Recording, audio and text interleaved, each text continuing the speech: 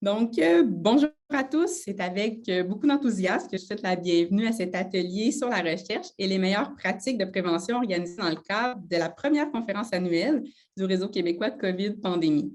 Avant de débuter, je tiens à vous informer que cette conférence sera enregistrée afin de permettre aux participants qui désirent de la voir en différé. Je me présente, je m'appelle Magali Brodeur, je suis médecin de famille et professeure à la Faculté de médecine et des sciences de la santé de l'Université de Sherbrooke. Je vais être la modératrice pour cette séance. Notre objectif aujourd'hui, c'est de mettre en commun les apprentissages, connaissances, découvertes et enjeux associés à la pandémie de COVID-19 et la prévention. On a aujourd'hui 4 incroyables panélistes avec nous qui ont accepté de venir discuter avec nous des enjeux associés à la prévention et la pandémie. Donc, je vous les présente sans plus tarder. Tout d'abord, notre première panéliste est Dr. Mélissa Généreux. Dr. Généreux est une médecin spécialiste en santé publique et médecine préventive et professeure agrégée à l'Université de Sherbrooke. Après avoir œuvré comme directrice de santé publique pendant 6 ans en Estrie, elle agit maintenant de médecin conseil à la direction de la santé publique de l'Estrie ainsi qu'à l'Institut national de santé publique du Québec. Elle est coordonnatrice de la priorité adaptation défis sociosanitaires à Ouranos, un consortium en adaptation au changement climatique. Son expertise en lien avec le rétablissement de catastrophes s'est développée de par sa forte implication pendant et après la tragédie ferroviaire de Lac-Mégantic de 2013, ainsi que par son soutien lors des feux de Fort McMurray de 2016 et des inondations printanières de 2017 et 2019 au Québec. Elle a également collaboré durant la pandémie avec le ministère de la Santé et des Services sociaux au développement et à l'implantation d'un réseau d'éclaireurs en santé psychologique dans l'ensemble du Québec. Elle dirige actuellement une vaste étude sur les conséquences socio-sanitaires des inondations printanières de 2019 et une autre sur la réponse psychologique et comportementale à la pandémie. Notre seconde panéliste est Dr. Marie-Pascale Pommet.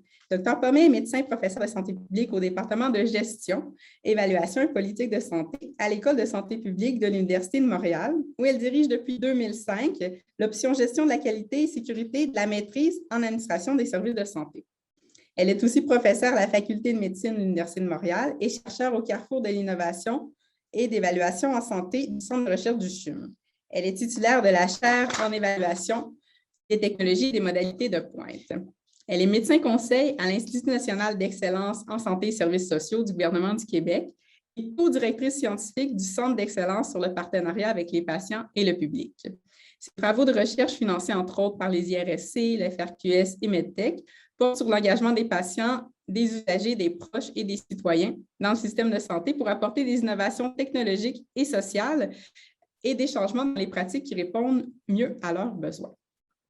Notre troisième panéliste est Mme Borges da Silva, Roxane Borges da Silva. Mme Borges da Silva est professeure agrégée et directrice du département de gestion, d'évaluation et de politique de santé de l'École de santé publique de l'Université de Montréal. Chercheuse au Centre de recherche en santé publique, chercheuse et vice-présidente au Centre interuniversitaire en analyse des organisations. Durant la pandémie de COVID-19, elle a mené un important travail de vulgarisation des données et de la science dans les médias en donnant plus de 860 entrevues. Elle a participé et participe encore à plusieurs projets de recherche en lien avec la pandémie, en s'intéressant entre autres au retour à l'école en contexte de COVID-19, à la décision parentale en ce qui a trait à la vaccination des enfants, aux impacts du confinement sur la qualité de vie, aux interventions pour renforcer la résilience des travailleurs, ainsi qu'en s'intéressant à la gestion des ressources humaines en temps de pandémie. Finalement, notre quatrième panéliste est Mme Danina Kapenovic. Mme Kapenovic est la chef de l'innovation au Centre intégré universitaire de santé et de services sociaux du Centre de l'Ouest de l'île de Montréal. Au sein de l'institution, elle a établi et puis elle dirige l'incubateur de santé connecté Oro. Avant d'entrer en service au CIUS, elle était directrice générale de Hacking Health, un réseau global de base réunissant des innovateurs engagés envers la création de solutions numériques au profit des citoyens, l'appui au système de santé et la promotion de l'activité économique.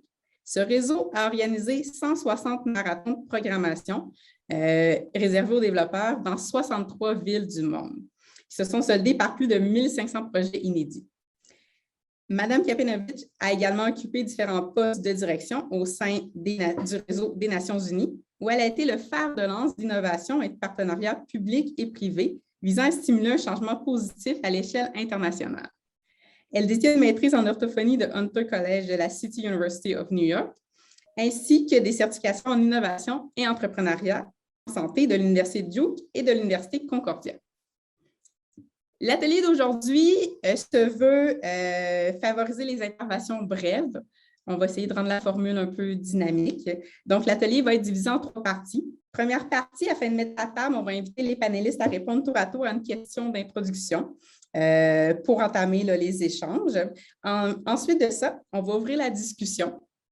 Excusez-moi, on va ouvrir la discussion en posant une question en lien chacune avec leur expertise. Et on va vous inviter, les participants, à poser des questions dans le chat et ne pas oublier, s'il vous plaît, de préciser à qui s'adresse la question. Donc, on va essayer, c'est ça, là, de rendre ça un peu plus là, vivant. Si jamais il y a des questions qui restent non résolues, on va les soumettre aux panélistes par la suite pour qu'elles soient répondues là, de manière écrite et incluses dans les actes de colloque. Donc, personne ne va être oublié là, aujourd'hui si jamais il reste des questions non répondues. Donc, l'objectif, c'est sûr que c'est un sujet qui est très large aujourd'hui. On parle de prévention COVID-19. On pourrait passer une semaine à discuter de ces enjeux-là. Donc, aujourd'hui, on va essayer de faire un survol de la thématique en fonction des expertises là, présentes autour de la table. Et finalement, on va conclure la rencontre par une présentation à rafale de ce qu'on retient en termes de prévention et de formuler des pistes d'action pour l'avenir. Donc, on est en prêt à débuter. Donc, avec notre premier tour de table d'introduction. Donc, je vais inviter chacune des panélistes, chacune leur tour, à répondre en bref à la question suivante. Donc, en lien avec vos travaux et vos champs d'expertise respectifs, quelles ont été les principales découvertes sur les meilleures pratiques, acquisition des connaissances ou innovations qui ont émergé de la recherche en matière de prévention en lien avec la pandémie? Donc, nous allons débuter par Dr Généreux, suivi de Dr Pommet, ensuite Mme Borges da Silva et Mme Kapetanovic. Donc, n'hésitez pas à poser dès maintenant des questions dans le chat. On pourra répondre dans la discussion ensuite. Donc, voilà. Donc, Dr Généreux, c'est à vous. Oui, bien, c'est sûr que c'est une question assez large. J'ai hâte de voir comment mes collègues vont y répondre. J'ai décidé peut-être d'opter un peu plus sur l'apprentissage de la manière dont on a réalisé notre recherche, comment le projet a trouvé ses origines et toute sa complexité. Donc, en fait, la première étape, ça serait peut-être juste de vous résumer un peu ce sur quoi on a travaillé très brièvement.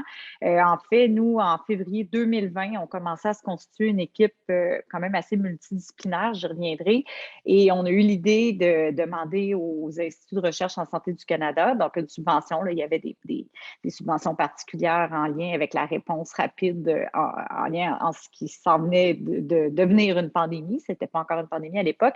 Bref, on s'intéressait beaucoup à la réponse psychologique et comportementale de la population de différents pays en temps de pandémie. Et rapidement, en montant le projet, on s'est rendu compte de toute la complexité de cette question-là. On était seulement en février, mais je pense qu'on avait vu juste et on voit que la complexité devient de plus en plus grande au fur et à mesure qu'on progresse dans cette expérience-là assez unique.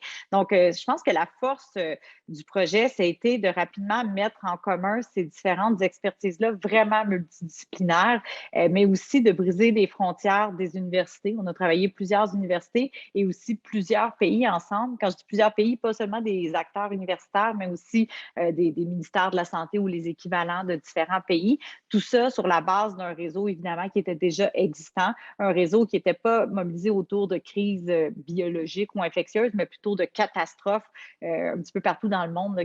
On avait beaucoup appris différentes catastrophes, dont la tragédie de lac Mégantic. Ça, c'était pour le volet un petit peu plus québécois, mais tremblement de terre en Nouvelle-Zélande, différentes crises en Asie, en Angleterre aussi, des attentats terroristes. Donc, tout ça nous liait déjà entre nous et rapidement, on a pu monter notre équipe. Et ce qui est fascinant, quand je faisais le décompte de toutes les disciplines qui étaient nécessaires pour ce projet-là, qu'on a réussi à réunir, bien évidemment, la santé publique, étant donné même la nature propre de cette catastrophe-là qui est beaucoup en leadership par la santé publique. Donc, comment on gère les crises et particulièrement une crise sanitaire. Évidemment, santé mentale, donc toute la notion d'anxiété, dépression, stress post-traumatique, en conséquence ou à la suite de catastrophes. Après ça, tout le volet de santé comportementale, comment notre population réagit en termes d'adhésion aux mesures sanitaires, d'intention de vaccination. Mais si ça s'était arrêté là, ça aurait été bien. Ensuite, l'épidémiologie, notamment pour l'intégrer dans nos méthodes de recherche, la communication, ce qui était central, toute cette notion-là d'infodémie, de fausses nouvelles, de la manière de quelles sources les gens s'informent. Et à ça, on a rajouté une couche de sciences politiques, puis ça a tellement été riche. Pour moi, c'est des choses que je n'aurais pas nécessairement pensé à la base à intégrer, cette notion-là d'idéologie politique, le spectre gauche à droite, la confiance envers les autorités, ce genre d'éléments-là qui sont avérés comme étant assez centraux pour conditionner la réponse psychologique et comportementale. Et évidemment, tout ce qui est sciences sociales, le sentiment de cohérence, la salutogenèse, le soutien social, l'appartenance à sa communauté, tout ça étant des facteurs quand même assez clés pour voir comment on réagit. Donc, bref, c'était toute une aventure. Ce l'est toujours encore. Là, j'en parlerai peut-être plus tard tantôt, mais on vient tout juste de terminer, conclure une collecte de données auprès de 10 000 adultes québécois du 1er au 17 octobre. Ça ne peut pas être plus récent.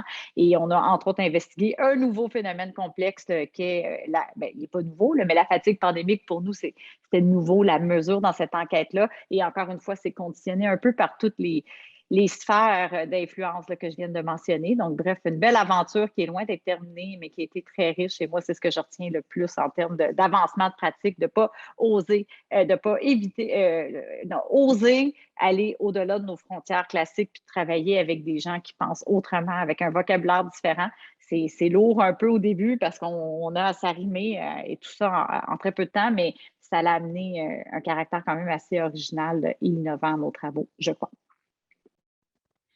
Wow, merci beaucoup. On va pouvoir revenir justement plus tard dans la discussion sur tous ces enjeux-là qui touchent l'interdisciplinarité. C'est ça, là, la réaction rapide là, des équipes de recherche, donc vraiment extrêmement intéressant.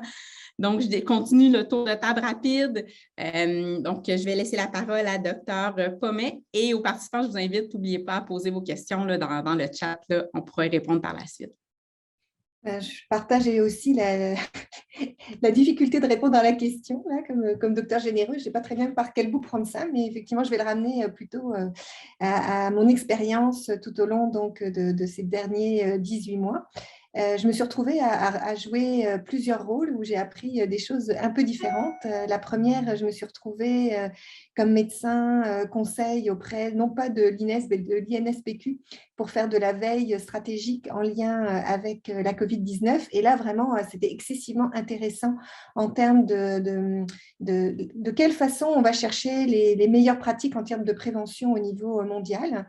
Et j'avoue que j'ai été particulièrement surprise, mais en même temps positivement surprise, oui, de voir la générosité quand même des organismes internationaux à partager les données. C'est sûr qu'il faut aller les chercher, mais j'avais la chance de pouvoir faire de la veille stratégique donc sur une quinzaine d'organismes toutes les semaines.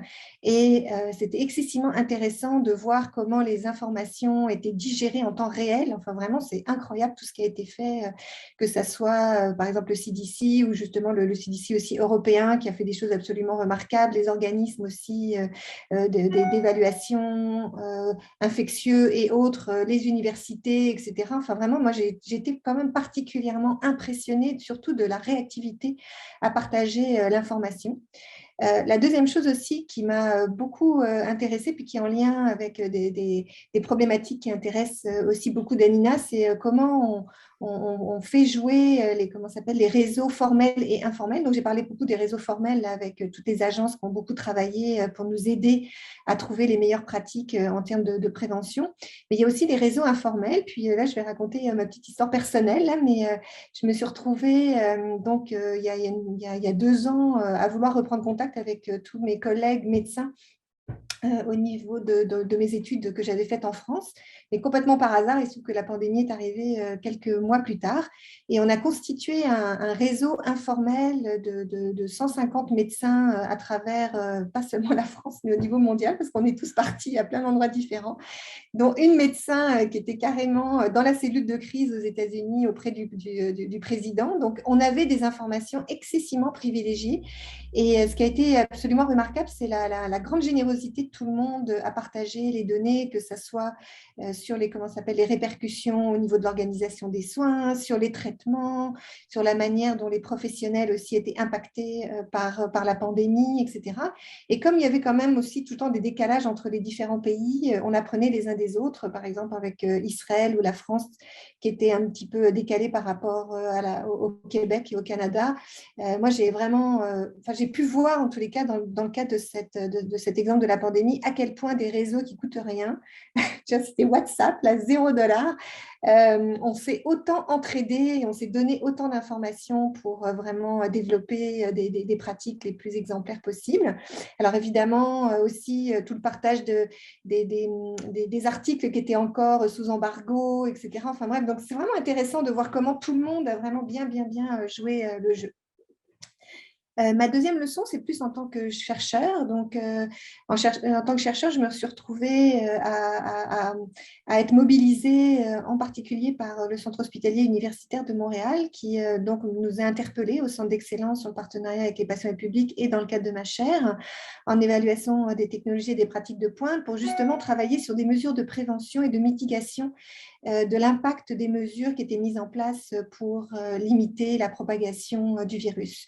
Et là aussi, ça a été très intéressant de voir à quel point il y avait une grande ouverture à faire en sorte qu'on trouve des mesures préventives pour éviter l'isolement social en particulier, donc au-delà évidemment de la propagation du virus.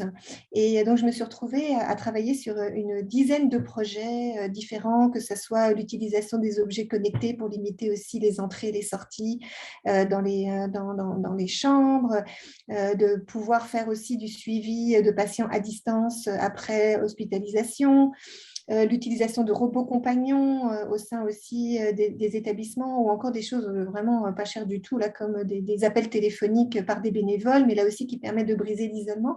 Donc ça aussi, c'était intéressant de voir que la prévention en termes de Covid, ce n'est pas uniquement de la prévention contre la propagation du virus, mais c'est aussi de la prévention pour s'assurer en tout cas que les professionnels soit dans un environnement de travail qui soit quand même le plus optimal. Puis on a suivi au jour le jour comment la qualité et la sécurité des soins aussi étaient impactées par les mesures pour être sûr, en tous les cas, qu'on puisse prévenir et trouver des solutions pour limiter ce genre de choses, aussi sur la qualité de vie des professionnels et aussi sur l'impact que ça pouvait avoir sur les familles et les patients. Donc moi, ce que je retiens de ça, c'est d'abord la grande ouverture donc, de certaines directions générales sur vraiment la mesure de l'impact. Mais j'ai quand même une petite critique, c'est que ça a été très difficile d'impliquer les citoyens et les patients dans la recherche des interventions. On a pu le faire un peu dans un deuxième temps, plus deuxième vague et troisième vague, mais en temps de grande crise, il y a eu comme un repli du système de santé sur lui-même et on a un peu éjecté la société civile pour essayer de trouver des solutions, ce que évidemment j'aurais tendance à souligner, puis à essayer de faire en sorte que si ça revenait en tous les cas, qu'on n'ait pas ce genre de réflexes malheureusement qui peuvent être très préjudiciables, parce que je pense qu'on aurait gagné du temps si on avait impliqué les principaux intéressés dès le départ. Voilà. Merci beaucoup, Dr. Pommet. On pourra revenir plus tard justement sur ces enjeux-là qui touchent l'application, c'est ça, des citoyens, des patients dans la recherche et l'identification des meilleures pratiques là, en matière de prévention. Donc, merci beaucoup. Maintenant, on peut passer à Madame Da Silva. Oui, bonjour. Merci beaucoup. En fait, moi, j'ai envie d'aborder cette question que j'ai trouvée moi aussi assez complexe sous deux angles. D'abord, le premier, c'est la capacité d'adaptation, le changement de culture et le changement de pratique, à la fois au niveau de la population, mais également au niveau des travailleurs de la santé. Puis je vais commencer par les travailleurs de la santé. Si on regarde, parce qu'en fait, j'ai plusieurs études, plusieurs enquêtes qui ont été faites auprès de la population, mais aussi auprès des travailleurs de la santé. Et c'est les résultats en fait de ces enquêtes-là qui montrent aussi ce dont je vais vous parler, c'est vous savez, dans tout processus de changement, dans toute réforme, dans tout changement dans toute nouvelle politique, la capacité d'adaptation est très longue, le changement de culture est très long aussi à mettre en œuvre et le changement de pratique également. Et c'est particulièrement vrai chez les travailleurs de la santé, quand on a une nouvelle façon de pratiquer, il faut travailler fort pour modifier les pratiques des travailleurs. Or, on a vu en fait avec la pandémie que, par exemple, les travailleurs de la santé dans les établissements de soins de longue durée avaient des connaissances très variables en termes de prévention et contrôle des infections, hein, donc ce qu'on appelle PCI plus rapidement. Et avec l'avènement de la pandémie et le drame qu'on a vécu en fait au cours de la première vague, notamment dans les CHSLD, on a vu un changement rapide de culture et de pratique au niveau PCI qui s'est instauré dans tous les établissements du Québec, et tout le monde a adhéré très vite à ces nouvelles pratiques et ce changement de culture. Et c'était très intéressant de le voir en pleine action, en fait, que dans une situation de crise sanitaire comme ça, les mesures de prévention peuvent être mises en place très rapidement dans la pratique professionnelle. Alors que d'habitude, on voit que c'est très, très long à mettre en œuvre. Et on l'a vu aussi dans la population. Rappelez-vous, il y a 3 ans, quand on voyait une personne dans la rue avec un masque, on la regardait un peu de travers, on se disait « oh, elle est malade ».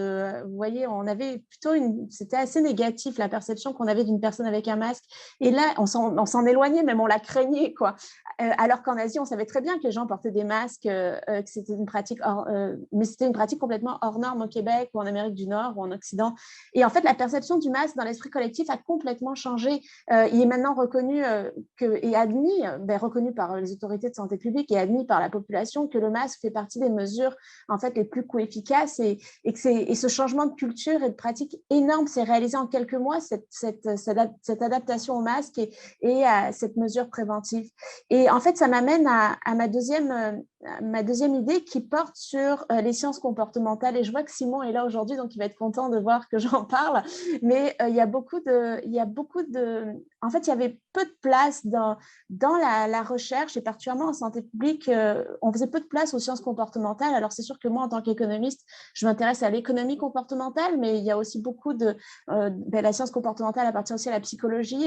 Donc, c'est ça. Et en fait, on a vu de plus en plus d'études émerger s'appuyant sur l'économie comportementale ou les sciences comportementales, tout simplement, qui permettaient de montrer en fait que les individus ne sont pas rationnels et qu'on doit s'appuyer sur d'autres raisonnements et d'autres façons de fonctionner, d'autres façons de penser, d'autres façons de faire de la recherche pour pouvoir comprendre et adapter en fait les mesures et les interventions à mettre en place. Et c'est la deuxième leçon que je tire en fait par rapport à la recherche, la santé publique, la prévention pendant cette pandémie. Ah, merci beaucoup. Extrêmement intéressant, en fait, toute cette question-là qui touche les changements de culture, aussi l'introduction, c'est ça, là, de nouvelles disciplines, si on veut, qui ont pris une place plus importante, comme les sciences comportementales. Donc, on pourrait y revenir plus tard, mais c'est vraiment fascinant. Merci beaucoup. Donc, on termine notre petit tour de table rapide par Mme Kapetanovic. Merci. Je vais bondir en fait sur ce que mes collègues vont dire et me focuser, me centrer sur l'aspect innovation en santé, puis surtout pour ce qui concerne les technologies de santé numérique qui ont vu vraiment leur jour durant l'évolution de cette crise. Avoir passé une bonne partie de ma carrière dans la gestion des crises humanitaires, je peux vous dire que j'ai témoigné un phénomène dont les crises servent souvent comme des accélérateurs de changements sociétaux et changements des pratiques, et c'est ce que j'ai vu de près durant cette crise-là. Au sein de notre CIUS, le Centre Ouest de l'île de Montréal, la crise a accéléré le développement d'un centre d'innovation, notre incubateur de santé connectée OROT, qui a facilité la mise en œuvre, implantation de plusieurs technologies qui ont eu leur rôle à jouer dans la prévention de la transmission de COVID-19. Donc, je laisserai peut-être les détails pour la discussion d'après, mais pour cette partie, je vous donnerai peut-être un petit survol, donc comment la santé numérique a joué un rôle important dans ces volets-là, donc à répondre à plusieurs besoins de la santé publique.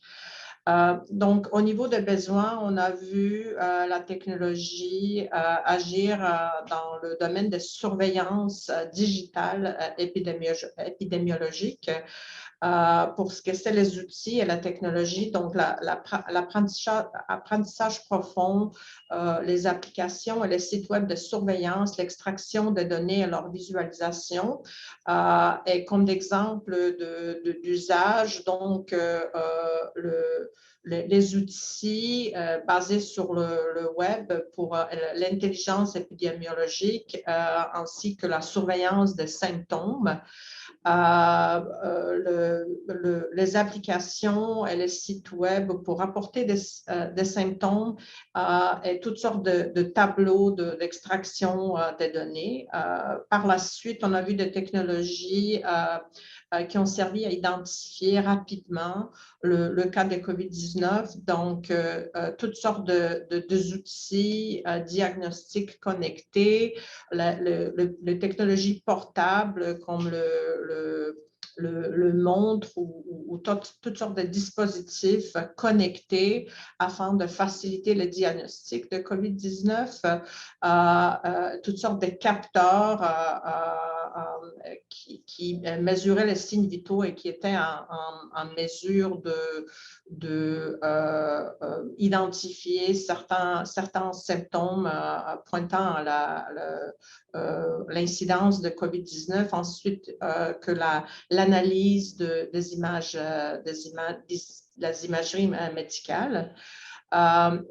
Un autre champ de pratique, c'était l'interruption de la transmission communautaire à travers des applications qui utilisaient la technologie Bluetooth ou la technologie de géolocalisation. On a vu ici au Québec qu'il y avait vraiment un contre-courant pour l'utilisation de ce genre de technologie. Ceci étant dit, il y a une application qui a été déployée à l'échelle fédérale, mais c'est le genre des applications qui ont été déployées dans certains pays avec succès, comme en Chine ou en Israël, et qui permettaient un traçage numérique de contacts. Par la suite, l'utilisation de technologies à fin de communication publique, donc utilisation de médias, des plateformes de médias sociaux, d'un genre de recherche sur Internet et les chatbots.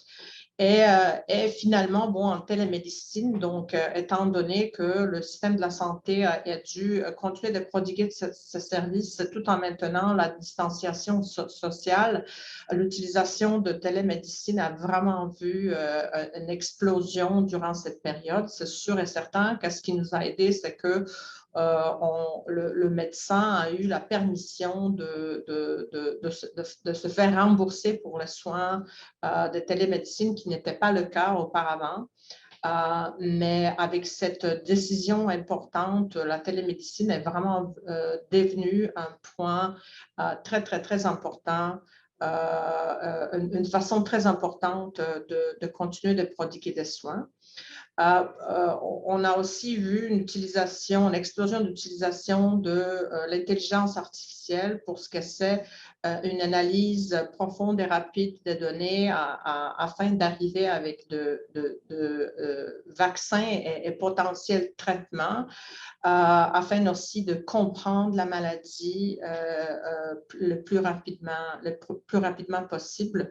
Donc, le fait qu'on a été en mesure de séquencer le génome du virus, de coronavirus, on a été également en mesure de développer de candidats vaccinal assez rapidement, et puis de le enfin déployer à la population.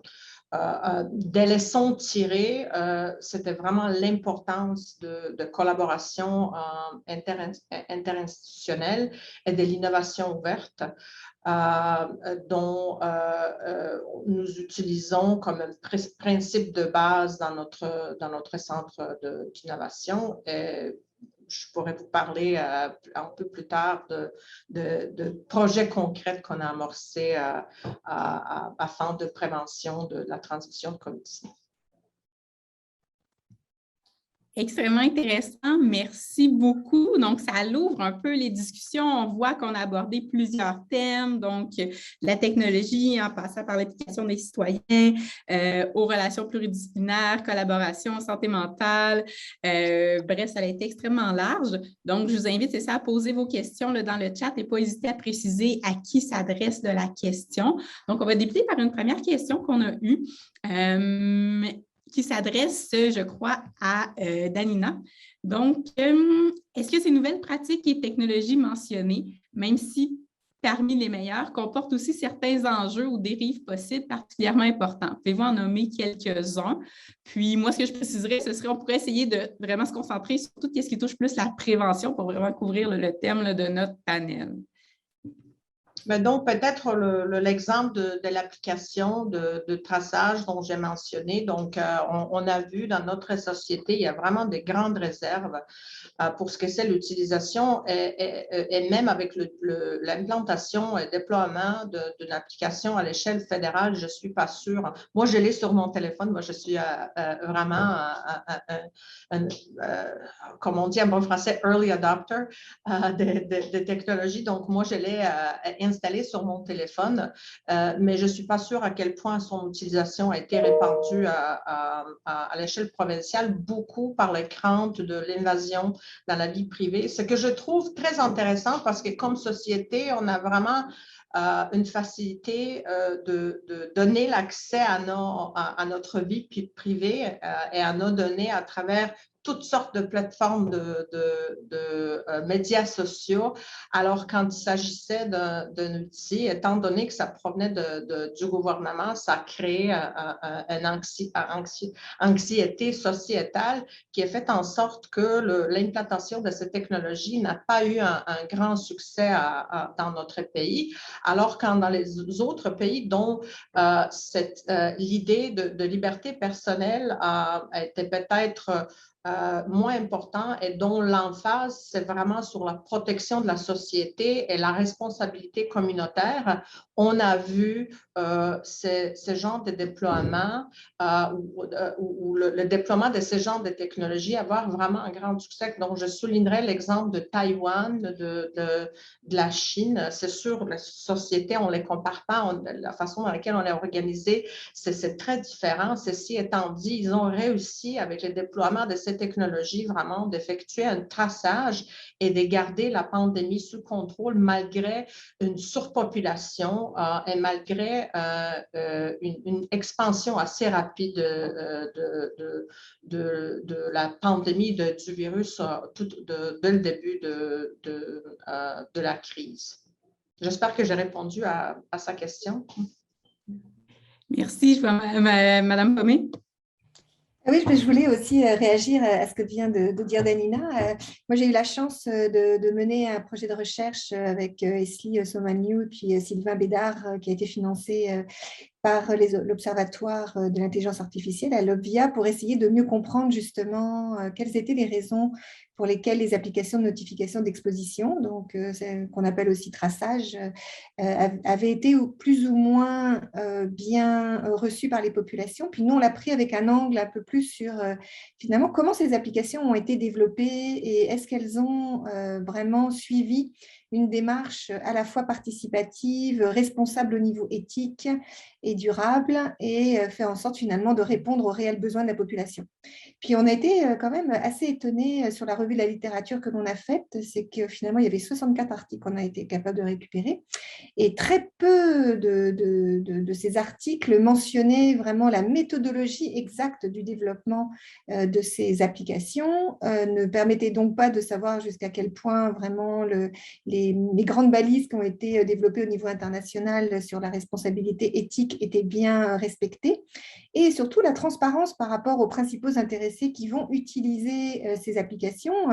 On a été capable de voir 2 articles où il y avait vraiment une participation qu'on pourrait considérer comme vraiment d'un niveau supérieur, c'est-à-dire vraiment de co-développement où vraiment la population a pu suivre comment ça se faisait, mais sinon, il y a un petit peu de consultation qui est faite, mais c'est comme si c'était vraiment des mondes très, très, très séparés. Alors, c'est sûr que quand on est dans des sociétés où on a besoin quand même d'avoir de la transparence, on a besoin de quand même comprendre quelles sont les finalités, etc., que le gouvernement recherche à travers des outils comme celui-là, on se rend compte en tous les cas qu'on a encore beaucoup de travail à faire. Et on a fait un sondage auprès de la population du Québec, justement, pour essayer de mieux comprendre finalement leur résistance à ce genre de choses. Puis on a un peu comme aussi un choc générationnel. Là, il n'y a pas forcément non plus les mêmes préoccupations en fonction des âges des personnes, des statuts, etc. Chez les jeunes, on a justement beaucoup de, comment ça s'appelle, en lien avec l'obsolescence, la capacité de pouvoir l'utiliser.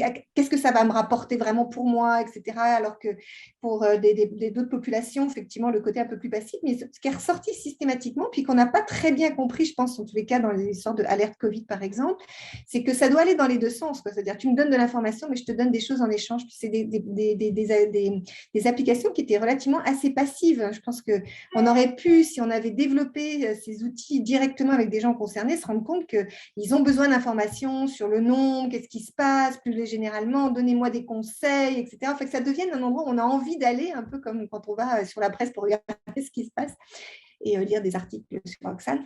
Non, je rigole.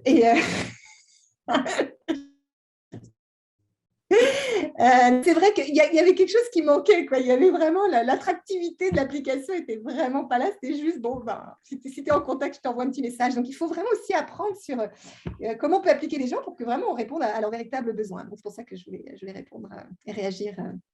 Oui. Si vous permettez, Magali, moi, j'aimerais aussi amener un point là-dessus sur cette application. Et là, on parle de l'alerte Covid. On se rappellera qu'elle a été développée au niveau fédéral et qu'il y avait des tensions entre le fédéral et le provincial au niveau de l'application. Et pour qu'il y ait une acceptabilité sociale d'une application ou d'une intervention, quelle qu'elle soit, il faut qu'il y ait une campagne de communication et un consensus qui soit clair de la part du monde politique et des influenceurs, qui sont en fait d'ailleurs des grands influenceurs, évidemment, de la pratique des individus. Et on n'a pas senti cet accompagnement et ce consensus au niveau du gouvernement provincial. Et ça a sûrement été un frein dans le déploiement de cette application au Québec, puisque on a senti une tergiversation au début, et alors que le fédéral poussait, le provincial n'a pas encouragé au tout début à l'installation de cette application-là. Donc, l'acceptabilité sociale passe aussi par l'encouragement politique, si je peux dire, et il n'a pas été là au début pour cette application, et ça a certainement été un grand frein. Et moi aussi, je l'ai installée sur mon cellulaire d'Anina, mais elle ne me sert à pas grand-chose, j'ai l'impression. Bien, on a eu en fait un candidat local qui a été développé par Mila, notre institut d'intelligence artificielle, et en conversation avec le genre de Mila, en fait, ils ont utilisé, parce que c'est des grands avocats de l'utilisation responsable de l'intelligence artificielle, et donc, ils croyaient avoir développé cette solution en utilisant toutes les meilleures pratiques, alors que ça n'a pas marché. À la fin de compte, ils ont abandonné le projet. Donc, c'est fort intéressant. Moi, je pense que c'est un problème à un niveau multiple. Au niveau d'acceptabilité des technologies et d'où vient cette anxiété. Est-ce que, moi, je suis tout à fait d'accord, Marie-Pascale le sait à travers nos échanges professionnels, de l'importance de l'implication des usagers dans le processus de conception de technologies. En fait, c'est avec ce but qu'on a lancé Incubateur Santé Connectée Oroth au sein de notre institution. C'est justement afin de permettre la collaboration entre les utilisateurs et les innovateurs afin d'arriver avec une nouvelle génération de produits qui seront implantables. Parce qu'un phénomène qu'on observe en général en innovation numérique, c'est que malgré des investissements énormes à l'échelle globale et une explosion de solutions de toutes sortes, des applications, j'ai lu un article l'autre jour qui disait maintenant il y a 350 000 applications en santé numérique enregistrées aux États-Unis seulement. Il n'y en a pas une qui a véritablement transformé l'expérience de la santé et la façon dans laquelle nous prodiguons les soins. Et une des raisons que je vois, c'est exactement cette séparation entre l'innovateur, le lieu et les utilisateurs. Et donc, une des raisons pour laquelle on a lancé Oroth, justement, c'est en fait de permettre de créer une plateforme collaborative qui permettra davantage aux innovateurs l'accès aux lieux, aux usagers, aux données, plus direct. Je bondirais sur un autre point très, très important que Marie-Pascale a soulevé, et ça, c'est la transparence des technologies. Avec les technologies comme l'intelligence artificielle, un problème énorme qu'on voit même parmi les scientifiques de données, même parmi les gens qui conçoivent ce genre de technologies, c'est un manque de compréhension comment on arrive à certains résultats. Donc, il y a tout un mouvement pour créer l'intelligence artificielle et l'apprentissage profond explicable afin de pouvoir expliquer aux utilisateurs comment on arrive avec un certain résultat en utilisant ces technologies. Merci. Je vais en profiter pour prendre une autre question du public. Je pense que tout le monde va pouvoir y répondre de manière globale. Donc, IAE Québec, une initiative assez unique en mobilisation communautaire en prévention de la pandémie. Sur les territoires de Montréal, Laval, Longueuil et Chaudière-Appalaches, 27 plans d'action locaux contre la COVID-19 ont été mis en œuvre pour sensibiliser la population aux mesures sanitaires en plusieurs langues. Faciliter le dépistage, la vaccination, soutenir les personnes en isolement avec nourriture, produits essentiels. En un an, plus de 500 000 personnes ont été rejointes directement par des brigades communautaires et près de 500 jours de cliniques mobiles de vaccination ont été soutenus. Ces plans d'action ont été réalisés par 200 organismes communautaires, 9 CIS et CIUS, le CUSUM, le secteur municipal, la Croix-Rouge et une dizaine de fondations philanthropiques qui ont financé des activités. La question est, j'aurais souhaité entendre vos réactions par rapport à cette initiative québécoise et par rapport à la place de la mobilisation communautaire en général dans la réponse aux futures pandémies. Donc, on garde un lien, bien entendu, avec la prévention, mais je vous lance la question là, aux panélistes pour répondre à la question de M. Véronneau. Je peux me lancer si vous voulez. Mais juste une petite clarification. Moi, je pense que non seulement la mobilisation communautaire, ça a une place centrale à jouer, ça aurait dû être central, à mon avis, beaucoup plus présent dès le départ. Je pourrais y revenir, mais lorsqu'on parle de ces apprentissages-là et s'assurer que ça soit intégré dans la réponse aux futures pandémies, j'aurais vraiment envie de dire aux futures crises, aux futures catastrophes, appelons-le comme on veut, mais on ne doit certainement pas attendre la prochaine pandémie pour intégrer ces apprentissages-là. Il y a plusieurs liens communs, comme je disais d'entrée de jeu tantôt, à la façon dont la population va réagir aux différents types de besoins communautaires qui vont émerger en contexte de crise, de traumatisme collectif ou en tout cas d'événements perturbateurs. Là, le mot catastrophe est toujours un peu difficile à prononcer parce que je pense que dans le langage québécois, il évoque quelque chose de justement catastrophique, mais en anglais, on dirait disaster. Et la définition correspond bien à ce qu'on connaît en temps de pandémie, comme un attentat terroriste, comme une tragédie ferroviaire, une explosion, etc., ou évidemment les événements météorologiques extrêmes.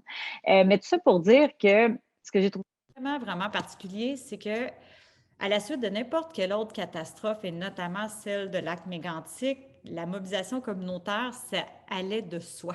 C'était un mécanisme qu'on souhaitait mettre en place et qu'intuitivement, on a mis en place dès le jour 1. C'était un des premiers mécanismes de résilience de la communauté et ce l'est toujours encore aujourd'hui. Par ailleurs, comme quoi les effets peuvent durer longtemps et cette mobilisation-là, cette cohésion sociale-là est fondamentale pour faire face aux stresseurs initiaux qui sont associés à la crise, mais aussi à tous ces stresseurs secondaires-là qui vont survenir dans les mois, les années à venir. Et je pense que la pandémie est là pour nous rappeler qu'on n'est pas au bout de nos peines et qu'on en a encore pour un bon bout de temps. Par contre, avec la pandémie, ce qui a été...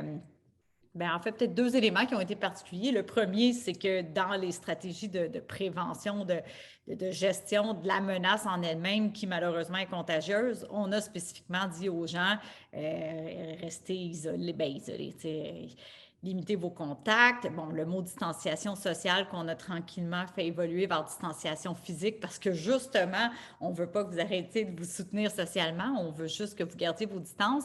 Mais je vous dirais que même dans des équipes très locales qui sont hyper expertes en mobilisation communautaire, particulièrement en temps de crise, et j'ai nommé notre équipe de proximité à lac mégantic, même là, on a dû se réinventer complètement parce que c'est très, très, très difficile de parler de mobilisation communautaire. Puis pour faire un peu écho à ce qui a été dit tantôt, même à impliquer des patients, des citoyens, même dans l'avancement des connaissances, la recherche, ça passe un peu par une forme de mobilisation, de participation citoyenne, mais tout ça dans un contexte où nos mécanismes habituels de socialisation, puis de outreach, d'aller rejoindre les gens, ça ne fonctionne pas nécessairement comme d'habitude. Je pense que ça nous a beaucoup déstabilisés.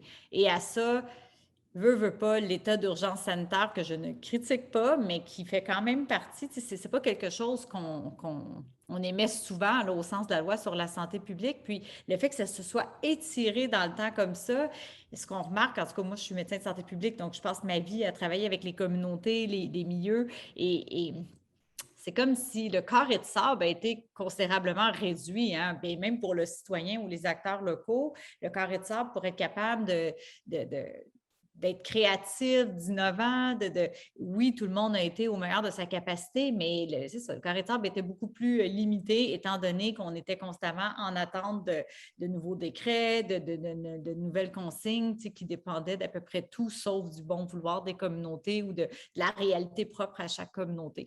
Donc, nous, je vous dirais, et peut-être, vous nommez les régions Montréal, Laval, Longueuil, Chaudière-Appalaches, je connais très bien le projet, mais je veux juste quand même qu'on soit conscient que ce type d'approche-là de mobilisation communautaire a pu se faire avec des modalités un petit peu différentes ailleurs. Là, si je parle de la région de l'Estrie en janvier dernier, donc ça va faire presque un an, on avait mobilisé un groupe d'étudiants en médecine pour justement mettre sur pied ce genre de brigade-là qui était beaucoup inspiré là, de l'approche là, qui impliquait la Croix-Rouge, entre autres, dans d'autres régions. C'est juste qu'on le fait différemment, tout simplement.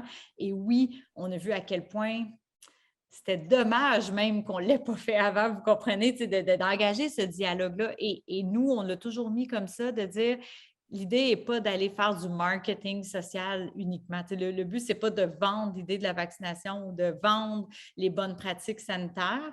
Ce qu'on posait comme hypothèse, c'est qu'en ouvrant le dialogue, en étant en mode bienveillance, en écoutant ce que les gens ont à dire, en étant conscient de leurs barrières cognitives, leurs barrières émotives et tout ça, ou sociales, peut-être qu'on allait se rendre compte que le plus important, c'est d'abord de répondre aux besoins de base, comme il est mentionné dans le texte, accès à la nourriture, à la sécurité, aux produits essentiels, des enjeux de base au niveau conjugal, au niveau du travail, de complexité de travail, famille, école, avec tout ce qu'on connaît de la COVID, et que tant qu'on n'a pas pris la peine d'écouter et de prendre ça en considération, la fatigue pandémique dont je parlais tantôt, c'est ce genre de distance-là qui s'est créée entre le citoyen qui dit « mais vous ne comprenez rien à ma vie et j'en ai rien à cirer, moi, de ce virus-là. Moi, ce qui m'embête, c'est toutes les conséquences et tout ce que ça m'apporte comme pépin dans ma vie. Donc, tant que vous ne reconnaissez pas ça et tant que je n'ai pas la chance d'être considérée dans tous ces inconvénients-là,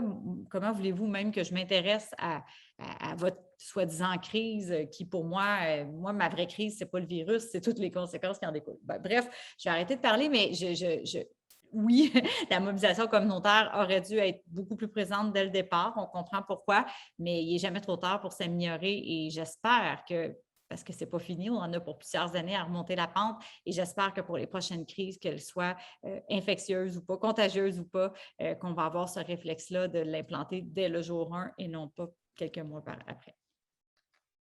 Est-ce que je pourrais poser une question à Mélissa? Jusqu'à quel point, Mélissa, croyez-vous que la culture contribue à ce genre de comportement-là et de la capacité de mobiliser la société? Parce que une observation, comme je dis, je passais ma carrière, travailler à l'international, me promener d'un endroit à l'autre, frappé par les crises, et je voyais cette résilience et la capacité était souvent pas connectée seulement au système qui existait, à l'infrastructure qui existait, mais aussi la culture et la responsabilité sociale. Et moi, ce qui m'a frappé ici, au début de cette crise, puis on n'en a pas vécu énormément au Québec, on est privilégiés. Le manque du sens de responsabilité sociale et plutôt l'emphase sur sa vie personnelle, sa liberté personnelle. Bien, oui, je saisis très bien, puis on a tous fait les mêmes constats, mais il y a quelque chose, par contre, entre autres, là, dans nos travaux, ce qu'on est en train de voir, selon les réponses du 1er au 17 octobre, c'est qu'il y a cet aspect-là, entre autres, il y a un petit clivage entre les gens, disons, plus de milieux ruraux versus milieux urbains, en ce sens que ce qu'on voit, c'est que, par exemple, la population montréalaise est toujours plus mobilisée dans la lutte à la COVID que ne l'est la population plus en zone rurale du Québec. On a essayé de voir pourquoi. C'est sûr que là, je n'ai pas 2 mois d'analyse dans le corps. Là, on a reçu les données il y a peut-être une semaine, mais tout au plus. Mais déjà, ce qu'on voit, c'est que les populations rurales sont... Il y a un aspect culturel, un très fort sentiment d'appartenance qui est à sa communauté plutôt qu'à sa nation, si on veut, qui est en soi une force. Mais qui peut être un enjeu parce que ce n'est pas tant juste de l'individualisme, à mon avis, mais c'est je suis prêt à agir si c'est bon pour ma communauté. Pour mon gouvernement, pour ma nation, je suis peut-être moins certaine et plus de méfiance envers les autorités, du moins c'est ce que nos données montrent. Niveau d'information peut-être un petit peu plus faible selon ce qu'ils perçoivent, en tout cas du moins. Donc, des valeurs un petit peu différentes. Et ce qu'on voit à Montréal, c'est qu'ils sentent toujours, la population de Montréal sent beaucoup plus la menace encore présente, peut-être un peu plus conscient du risque COVID, alors qu'en milieu rural, on sent que c'est loin de nous. Et ce qui est quand même particulier, c'est que ce n'est pas tout à fait vrai selon ce qu'on regarde dans les données. Je veux dire, il y a plusieurs milieux ruraux qui ont été lourdement affectés. Si on regarde les MRC en ce moment du Québec qui sont aux prises avec les plus hauts taux d'incidence, ce ne sont pas les territoires urbains, mais justement certains des territoires ruraux qui pourtant sentent que la menace est moins là. Donc ça, c'est quand même fascinant. Et ce qu'on amène, je m'intéresse vraiment beaucoup à la lutte à la fatigue pandémique parce que justement, l'Organisation mondiale de la santé elle-même le prônait il y a déjà 1 an. J'ai comme l'impression que ça n'a pas teinté beaucoup notre approche au Québec, de dire qu'on doit changer notre façon d'approcher la communauté si on veut non seulement souhaiter un bon état de santé psychologique, donc prévenir les troubles psychosociaux, mais aussi si on veut favoriser l'adhésion aux comportements souhaités, les comportements protecteurs. Donc, on est vraiment dans la prévention vue d'un concept santé globale. Donc, ce qu'il dit, c'est justement de faire comprendre aux gens ou dans nos stratégies de communication, d'être beaucoup plus en mode bidirectionnel, dialogue, s'asseoir avec les gens et adapter l'approche selon les communautés de manière à ce que les gens comprennent que ce qu'on me demande de faire, ce n'est pas parce que la pandémie ou le gouvernement me contrôle, un peu comme l'application dont on parlait, ce sentiment de contrôle-là, je pense que culturellement au Québec, puis peut-être un peu plus marqué en contexte rural, les Québécois ne sont pas capables de ça, sentir qu'on se fait contrôler. Donc, si vous me demandez d'agir parce que je sens que vous me contrôlez, il y a une bonne proportion de la population qui risque de moins vouloir adhérer, alors qu'on doit renverser la vapeur. Puis moi, c'est comme ça que je travaille avec mes communautés en Estrie en ce moment, plus rurales, de dire non, c'est des opportunités qui s'en viennent. Le vaccin 5-11 ans, là, c'est une opportunité pour que vous preniez le contrôle sur votre futur. Tu sais, il faut vraiment l'apporter différemment. Donc oui, je pense que la culture joue énormément, les facteurs socio-culturels, mais ce n'est pas nécessairement une menace ou c'est plutôt une opportunité si on le saisit autrement puis qu'on travaille avec cette culture-là pour rentrer dans le flow puis adapter le discours, et je pense que ce n'est pas juste le discours, là, je pense que c'est la flexibilité des interventions, c'est ce que je disais tantôt. On peut bien vouloir mobiliser les gens, mais si on mobilise les gens, mais qu'il n'y a pas de place à la créativité puis à l'adaptabilité et à la flexibilité des mesures, on n'est pas plus avancé. Donc, on a des pays d'Europe qui, même lors de la sortie du confinement à l'automne 2020, ou je ne sais pas exactement, là, je pense que c'est au Danemark, ils ont donné des grandes orientations nationales pour les garderies, les services de garde, tout ce qui est 0-4 ans. Voici ce qui est souhaité. Et ils ont laissé chaque milieu un petit peu s'autogérer puis voir en fonction de la taille ou de leur contexte, de la culture locale, comment ils allaient donner suite, comment ils allaient opérationnaliser ça. Je vous le dis, moi, je travaille au quotidien avec les CPE, les écoles dans ma région et on n'est pas du tout comme ça. Là. On est en mode, on attend. On essaie de décoder les décrets, les règles, les mesures, les règles, puis on est passif. On l'applique sans trop même comprendre pourquoi, mais on le fait parce que c'est comme ça qu'on s'est fait conditionner. Donc là, ici, on n'est pas dans une adaptation à la culture. Donc, comment voulez-vous que ces gens-là aient même expliquer aux parents, puis les mettre de leur côté, puis être des bons messagers, des champions locaux s'ils ne font même pas partie de la solution à la base? Moi, je veux bien rebondir sur la question du départ et puis sur tout ce qui vient d'être dit.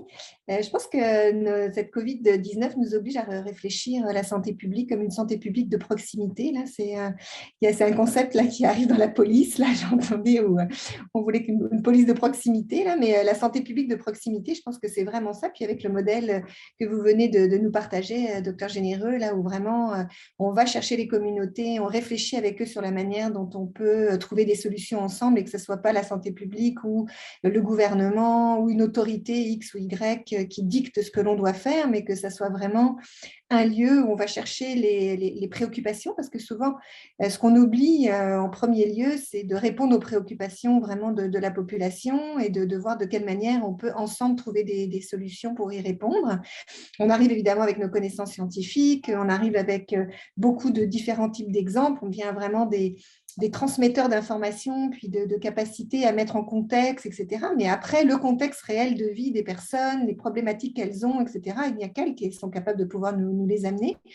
Et c'est vrai que ces lieux citoyens, en tous les cas de discussions citoyennes autour d'enjeux de santé publique, qui ont existé au Québec quand même, et qui ont été reconnus aussi au niveau mondial, là, sur une grande force du système de santé, sont beaucoup moins présents depuis maintenant plusieurs années, et c'est effectivement bien préjudiciable, en tous les cas, pour notre capacité à répondre à des enjeux comme ceux qu'on a vécu au cours de ces derniers mois. Et heureusement qu'il y a eu quand même des belles initiatives qui ont été menées. Puis merci de les avoir repartagées dans le chat, là. Mais ça a mis du temps quand même pour se mettre en place. Il a fallu quand même voir des échecs, entre guillemets, pour pouvoir arriver à se dire « Oups, on a quand même oublié certaines populations. Oups, tout est en français. Oups, il aurait fallu quand même… » Il y a des populations où on ne pourra jamais les joindre si on n'utilise que le français. Ça ne marchera pas.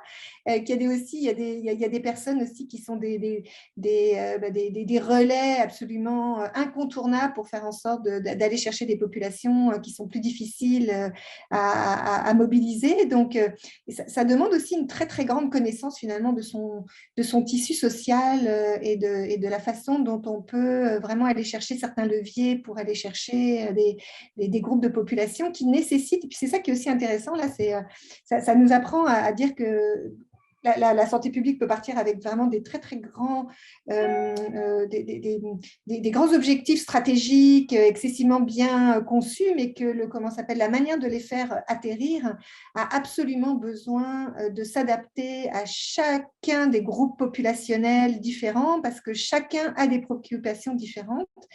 Et ça demande évidemment de prendre plus de temps, c'est plus difficile, c'est plus complexe, mais c'est tellement plus, je pense, d'abord au niveau de la qualité du travail que l'on fait, je pense que c'est beaucoup plus intéressant, et que les résultats, évidemment, sont beaucoup plus au rendez-vous, parce qu'il y a vraiment eu une véritable co-construction de solutions ensemble, puis on a beaucoup appris des uns et des autres, et puis pour les prochaines fois aussi, on huile finalement un système où on crée de la confiance, puis ça, moi j'y crois beaucoup, là, la société de confiance, de vraiment quand on crée de la confiance, qu'on commence à connaître les gens, etc., puis qu'on sait qu'on va pouvoir travailler avec eux d'une manière où ce n'est pas sous une forme de contrôle, mais bien d'accompagnement pour essayer de voir de quelle manière on peut répondre à leurs besoins et à leurs préoccupations, c'est sûr qu'on a déjà gagné beaucoup. Puis c'est un des exemples qu'on a eu avec la vaccination.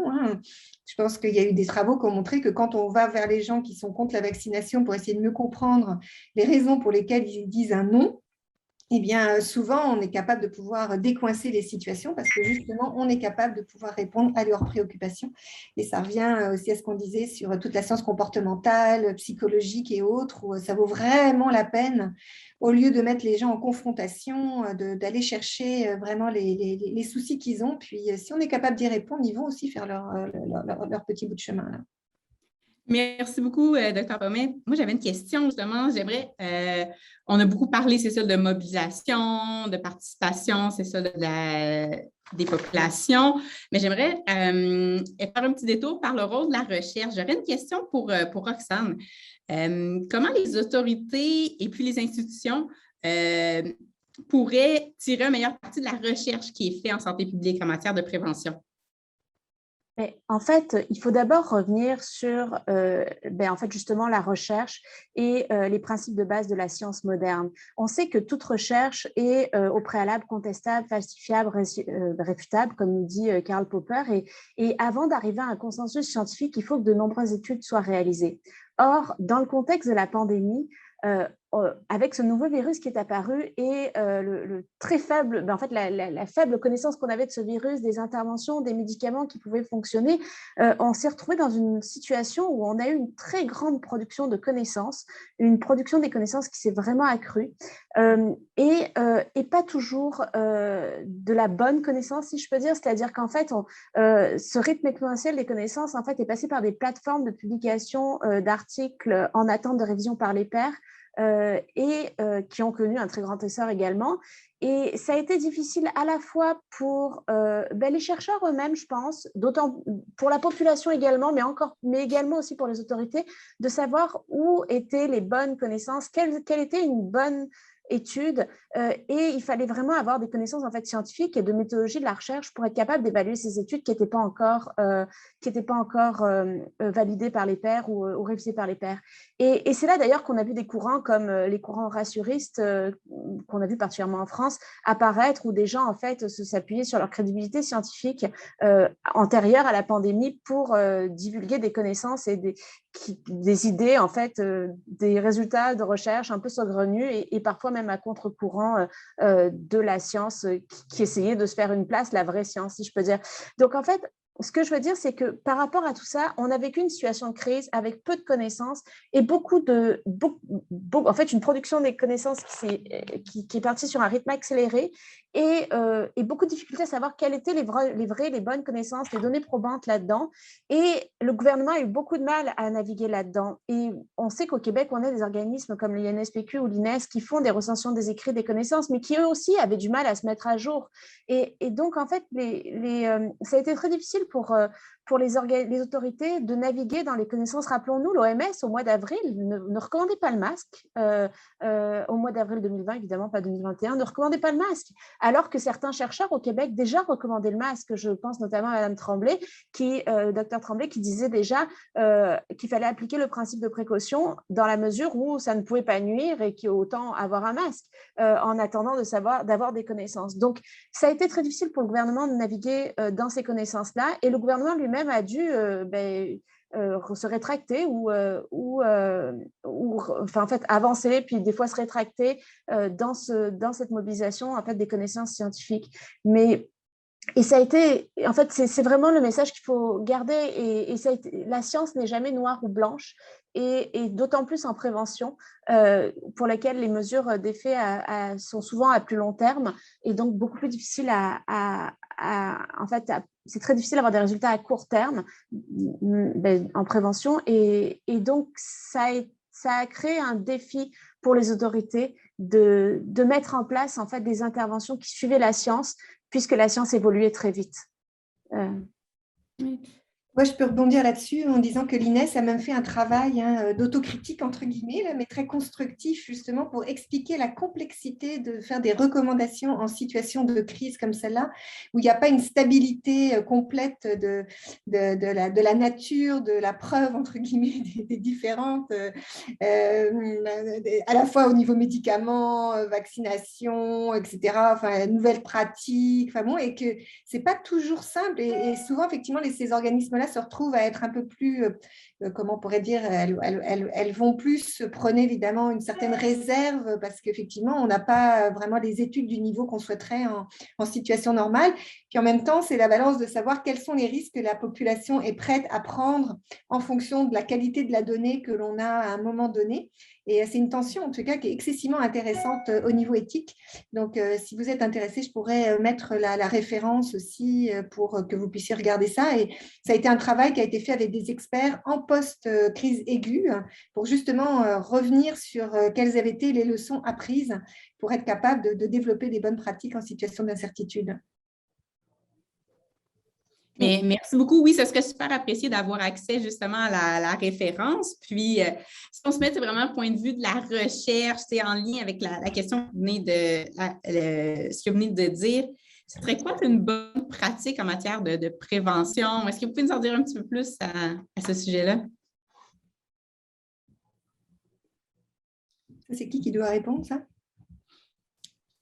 J'adressais la question soit à Marie-Pascale, ça peut être n'importe qui, en fait, ça s'adresse vraiment à tout le monde, l'ensemble du panel, là, si vous avez envie de…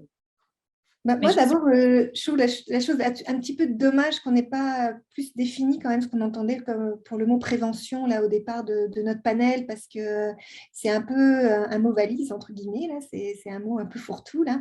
Et c'est vrai que c'est quand même intéressant de voir qu'il y a quand même plusieurs niveaux dans la prévention, là, la prévention primaire, la prévention secondaire et la prévention tertiaire. Je pense que dans nos interventions, on a été quand même capable de pouvoir pas mal couvrir les trois, mais je pense que pour vraiment l'intérêt de notre petite communauté aujourd'hui, là, vraiment de revenir un peu sur ces définitions, puis comment on les a ensuite opérationnalisées. Hein.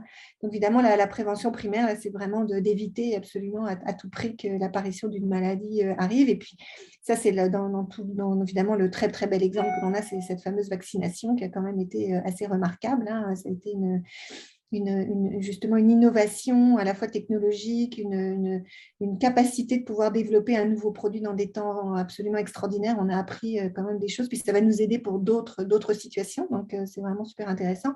Puis la prévention secondaire, c'est que vraiment on est porteur, mais on ne le sait pas forcément, là, comme la mammographie, et puis ça a été beaucoup ce qui a été fait avec la détection par les tests PCR, par exemple, ou les tests rapides. Et puis, évidemment, la prévention tertiaire, qui est, une fois que vous avez la maladie, comment on va faire régresser les choses pour que ça se passe le mieux possible. Puis, on est dans tout ce qui est aussi Covid longue, et voir de quelle manière on peut limiter tous les impacts, et aussi les impacts psychologiques, sociétaux, etc., de la Covid.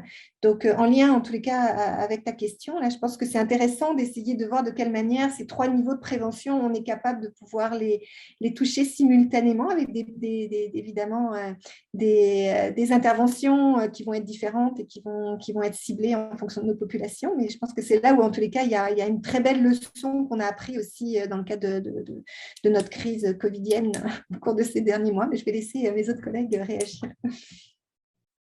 Mais en fait, moi, j'aurais juste le goût d'apporter un point de vue un peu plus économique, justement, sur la prévention. En fait, en santé publique, les activités de prévention font partie des activités qui sont reconnues comme les plus coefficaces. La plupart d'entre elles demandent peu d'investissement ou des interventions peu coûteuses, si je peux dire, mais elles ont des effets très importants sur la santé des populations, mais malheureusement, souvent à long terme. Et c'est là le gros défi de la prévention, c'est-à-dire qu'en fait, on se rend compte qu'au niveau individuel, l'être humain a un taux de préférence pour le présent qui est plus élevé que le taux de préférence pour le futur. En fait, ce que je veux dire par là, c'est qu'on veut les bénéfices tout de suite, quoi. Et on ne se préoccupe pas du futur. Ça nous intéresse moins. D'ailleurs, regardez, les Bro et Martineau et tous les vendeurs de meubles ont bien compris en nous offrant des meubles tout de suite qu'on ne payera que dans le futur. Donc, tout ça pour dire qu'en fait, la prévention se place exactement dans le raisonnement inverse. Et c'est ce qu'on voit aussi au niveau politique, c'est-à-dire que les élus veulent des résultats rapidement, en moins de 4 ans, pour pouvoir être élus, pour montrer que leurs actions et leurs interventions ont eu un effet positif et pour gagner la confiance de l'électorat. Donc, que ce soit au niveau individuel ou politique, en fait, les activités de prévention sont encore trop peu populaires et c'est dommage. Et c'est dommage parce que avec cette notion de préférence pour le présent qui est très élevée, on n'évalue pas non seulement les coûts directs à court terme et moyen et à long terme, mais aussi tous les coûts indirects. Et je pense par exemple, un exemple très facile là en termes de pandémie, c'est le dépistage par test rapide. Mais si on déployait des tests rapides dans toutes les écoles, oui, ça coûterait 5 $ par enfant 2 fois par semaine. Et on en a des enfants au Québec, on a plus d'1 million d'enfants de moins de 12 ans. Mais par contre, si on analyse tous les coûts indirects, je parle évidemment si on était en pleine 4e vague, si on analyse tous les coûts indirects associés aux parents qui ne peuvent pas aller travailler, aux parents qui, à la Covid longue aussi, tous ces aspects-là, mais on se retrouve à avoir des coûts qui vont être bien supérieurs à ce que sont finalement le coût d'un test par enfant 2 fois par semaine. Donc, cette mise en contexte est importante quand on regarde la prévention. Il ne faut pas juste regarder aujourd'hui et demain pour faire ce type d'analyse-là, à savoir regarder les effets, les impacts des activités de prévention. Il faut aller beaucoup plus loin que juste demain ou dans un an. Et c'est là-dessus en fait que je voulais insister. Mélissa? Oui. Moi, une chose que j'ai remarqué, bon, je ne sais pas si c'est correct de le dire, mais on est entre nous. Ce que j'ai trouvé vraiment dommage à l'échelle, je parle des acteurs de santé publique sur le terrain, là, les directions de santé publique, je ne peux pas parler pour toutes les directions, mais en tout cas, je pense quand même qu'il y a un mouvement, c'est que, comment je pourrais dire, dans un contexte d'autres crises ou d'autres situations complexes qui viennent multiplier les opportunités de prévention, de voir venir les enjeux, les effets collatéraux, où on aurait pu défendre un peu plus l'intérêt des groupes en situation de vulnérabilité, des situations où les inégalités sociales pourraient croître. Bon, tout ça. C'est comme si on a toujours été un petit peu dans une partie d'opposition, dans le sens que la santé publique, on était plutôt devant n'importe quelle autre crise, sauf une crise de santé publique. On était toujours les premiers à lever la main et dire « Oh, faites attention, ça peut être très intéressant d'agir de la sorte pour faire face à telle crise, mais il y aura tel effet secondaire et nous sommes là pour défendre l'intérêt des voix qu'on entend moins, pour voir venir les différents enjeux psychosociaux, etc. » Mais là, le problème, c'est qu'on s'est comme auto-cannibalisé dans le sens que nous avions besoin de nos propres ressources pour nous-mêmes éteindre le feu. Ce n'est pas les pompiers qui avaient à gérer la crise, c'était pas une crise politique, c'était pas une crise économique, c'était une crise d'un virus, donc on avait besoin de toutes nos ressources. On a mobilisé des gens qui sont experts en promotion de la santé, experts en prévention dans les écoles. Écoutez, je ne peux même pas nommer tout ce qui ne s'est pas fait dans la dernière année ou deux en termes de prévention au sens large, des choses qu'on faisait avant, qu'on fait moins, mais aussi des acteurs qui auraient pu être mis à profit pour voir venir les potentielles actions de prévention liées à la pandémie. Mais on n'a nous-mêmes pas été capables. Donc, pas plus tard que ce matin, on faisait le constat que souvent, la demande de revenir un peu plus dans les milieux, d'agir comme on faisait avant dans les écoles, avec les municipalités, de mobiliser nos troupes, d'agir en mode vraiment populationnel, promotion, prévention, on se le fait souvent demander par les acteurs hors santé publique qui disent « Mais vous êtes où? On s'ennuie de vous, on a besoin de vous. Lâchez le virus un peu, là, il y a d'autres choses. » Moi, ça m'affecte beaucoup sur le plan des valeurs parce que je comprends. Je ne critique pas. Moi-même, je tombe dans le piège là, des fois dans une même phrase. Ce matin, j'étais avec une école en éclosion, puis là, je leur disais « Mais là, vous savez, les petits parties d'Halloween, c'est peut-être pas une bonne idée cette semaine. » Puis je me disais, ah, mais voyons, tu sais, je ne peux pas croire que je dis ça, parce que je suis la première à trouver que ça n'a pas de bon sens de perdre ces repères-là, puis tous les impacts que ça occasionne. Mais vous comprenez un peu cette logique-là d'aller chercher un équilibre, puis de toujours avoir aussi les impacts à long terme, les approches de promotion-prévention. Ça ne s'est pas perdu, mais ça a été quand même un petit peu mis de côté, je dois l'avouer, peut-être à degré variable d'une région à l'autre, mais je suis pas mal certaine que tout le monde finirait par nous dire que c'est ça, on s'est auto-cannibalisé un petit peu et j'espère qu'on va pouvoir plus rapidement qu'autrement retrouver ça. Là, c'est mon souhait le plus ardent. Il y aurait d'ailleurs une question de précision pour vous. En lien, tantôt, justement, vous nous parlez des fameux, c'est ça, le party d'Halloween que vous avez dit, ben là, peut-être que, ça, qu'est-ce qu'on fait? On le sait. En fait, ce que je voudrais savoir, c'est qu'est-ce que les plus récentes recherches et données probantes nous disent sur l'impact des mesures de prévention des infections, justement, sur la santé mentale des populations générales, mais là, autant les enfants, mais bref, c'est quoi l'impact un peu, là, globalement?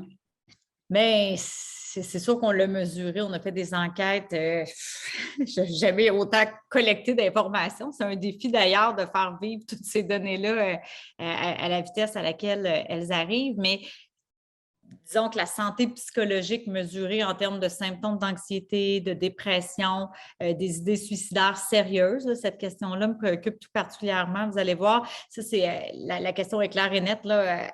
C'est la question classique de santé publique. Avez-vous songé sérieusement à mettre fin à vos jours ou à vous suicider au cours de la dernière année? Donc, ça ne peut pas être plus direct que ça. Et ça, on sait que bon an, mal an, c'est pas une bonne expression. Je ne sais même plus c'est quoi bon an, mal an maintenant, parce que c'est toujours des mal an depuis deux ans. Mais bref, avant la pandémie, dans cette ère jadis un petit peu plus glorieuse, qui ne l'était pas tant que ça en termes de santé psychologique, c'est ça le problème, c'était déjà un problème et là, c'est juste pire. On estimait à moins de 3% la population adulte qui allait répondre oui à cette question-là. Au cours des 12 derniers mois, j'ai songé sérieusement à mettre fin à mes jours et déjà 3%, c'est énorme, c'est des gens qui ont besoin d'aide. ce n'est que la pointe de l'iceberg de toutes les autres personnes qui souffrent. Et là, maintenant, à cette question-là qu'on pose systématiquement depuis septembre dernier à des milliers et des milliers de Québécois qui sont réputés être représentatifs de la population et tout ça, on est plutôt autour de 6 %, à peu près le double, je dirais.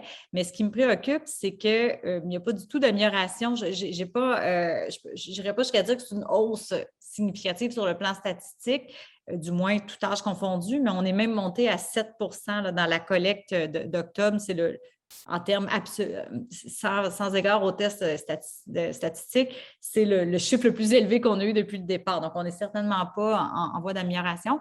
Mais encore plus préoccupant, c'est la santé psychologique de nos jeunes, les jeunes adultes, là. J'ai étudié les moins de 18 ans dans d'autres cadres d'enquête, mais moins récemment. Mais chez nos 18-24 ans, on le dit depuis longtemps, là, depuis le début de la pandémie, qu'ils ont été les plus affectés. Mais c'est là où l'écart s'est le plus creusé au fil du temps. Parce que oui, ils étaient affectés, mais tous les groupes d'âge l'étaient. Et là, ce qu'on voit, c'est que l'amélioration, si amélioration il y a là, au niveau de l'anxiété-dépression, ne se fait que chez les adultes plus âgés. Nos 18-24 ans, en termes d'anxiété-dépression, étaient au-dessus de 4 sur 10 comme étant potentiellement affectés par un trouble d'anxiété-dépression. Et c'est toujours la même chose. En date de début octobre, sur nos 1000 quelques 18-24 ans qui ont répondu, il y en a 42 % qui rapportent un cumul de symptômes d'anxiété ou de dépression qui, s'ils étaient adressés en clinique, c'est des questions diagnostiques du DSM là, pour les médecins. Mais bref, je ne dis pas qu'ils sont atteints d'un trouble, mais ils ont quand même un cumul de symptômes très récents et assez envahissants. Et pour ce qui est des idées suicidaires, bien là, il y a eu une hausse. Moi, je capote un peu. Là. En février dernier, c'était 7 % chez nos jeunes avec idées suicidaires. En juin, c'était 9 %, j'arrondis. Là.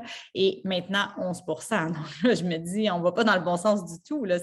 Ça ne marche pas. On sait que nos jeunes, avant même la pandémie, étaient plus enclins à rapporter ce genre de symptômes-là ou de problèmes, mais jamais avec l'écart ou le gradient qu'on observe actuellement. Donc ça, et évidemment, les inégalités selon le revenu. On le voit en ce moment, ça aussi, ça s'est creusé. Les gens qui sont de plus faibles revenus ont vraiment des niveaux d'anxiété, dépression et idées suicidaires juste pas, bien, c'est jamais acceptable, mais hors de l'entendement. Tu sais, c'est du 40 %, ça ne marche pas, là. Ça ne marche pas du tout. Donc oui, c'est toujours très, très présent. Et je me dis, et les parents d'enfants aussi, c'est ce qui me préoccupe, c'est que, encore une fois, on leur demande, c'est les derniers là, à avoir à faire un effort, faites-vous vacciner, vos enfants, pas vous, mais vos enfants, ça s'en vient. Là. Bon, mais ils sont épuisés, les parents d'enfants. Je vous le dis parce que je travaille tout le temps avec les écoles, je les étudie aussi, les parents d'enfants. Les parents de jeunes enfants sont eux aussi, pour la plupart, un peu plus jeunes. C'est juste biologique. Là. Ben non. Vous comprenez ce que je veux dire? Là? Il y a quand même plus de chances qu'on soit plus jeune si on a des jeunes enfants en moyenne. Et ils ont à vivre toute cette complexité-là de la vie quotidienne, d'envoyer les enfants, de toujours avoir peur de recevoir le fameux courriel ou le téléphone qui dit « Ton enfant est en isolement pour 2 semaines », ce qui est vraiment plus difficile, je pense, à absorber maintenant qu'on n'est plus capable. Ça, c'est de la fatigue pandémique, justement. Et là, on leur demande d'être les derniers en bout de piste alors qu'ils sont les plus fatigués à dire « Allez, faites-le, on va vous donner toute l'information, c'est logique, le consensus scientifique y est, faites vacciner votre enfant. » Donc, moi, ça m'inquiète beaucoup, vu leur état de santé psychologique, vu leur niveau de fatigue pandémique.